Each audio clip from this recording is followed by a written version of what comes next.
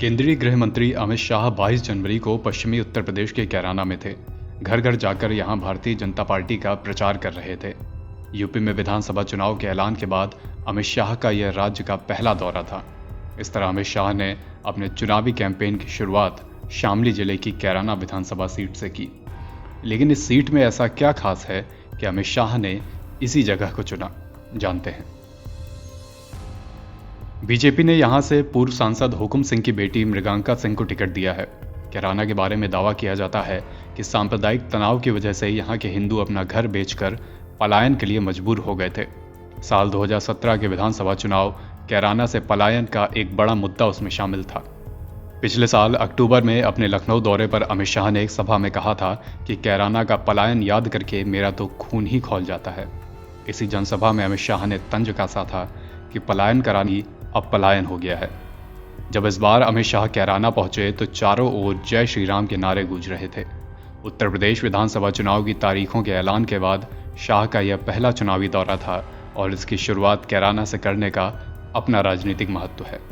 BJP नेताओं का दावा है कि समाजवादी सरकार के कार्यकाल में इस इलाके से बड़ी संख्या में हिंदुओं को अपना घर छोड़ने पर मजबूर होना पड़ा था। बीजेपी ने साल 2017 में इसे बड़ा चुनावी मुद्दा भी बनाया था। हालिया चुनावी रैलियों में भी पार्टी के शीर्ष नेताओं ने एक बार फिर से इस मुद्दे को उठाया और ये भी दावा किया कि राज्य में योगी आदित्यनाथ की सरकार आने के बाद कानून व्यवस्था सुधरी है। अपने पहले चुनावी दौरे पर अमित शाह का कैराना जाने का महत्व अलग है। पिछले विधानसभा चुनाव में भाजपा के कैराना से तत्कालीन सांसद दिवंगत हुकुम सिंह ने यहां से हिंदुओं के पलायन का मुद्दा उठाया था। साथ ही कैराना अल्पसंख्यक बहुल क्षेत्र है, इसलिए ये मुद्दा यहाँ के लिए एक बड़ा मुद्दा है। कैराना के राजनीतिक इतिहास की यहाँ के विधानसभा क्षेत्र की बात करें तो यहाँ पर लंबे समय से हुकुम सिंह जीतते आए।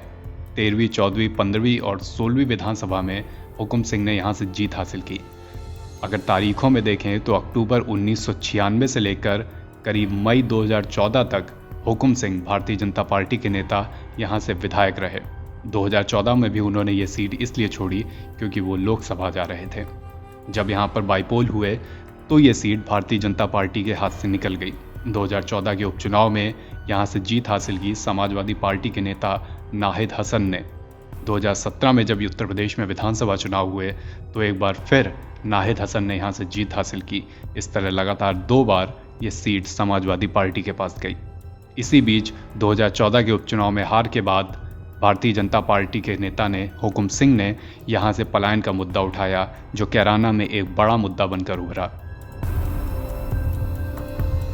अब जब योगी आदित्यनाथ लगातार अपने बयानों में कैराना का जिक्र कर रहे हैं, अमित शाह अपने चुनावी कैंपेन की शुरुआत कैराना से कर रहे हैं, तो समझा जा सकता है कि इसके पीछे बड़ी राजनीतिक वजह है।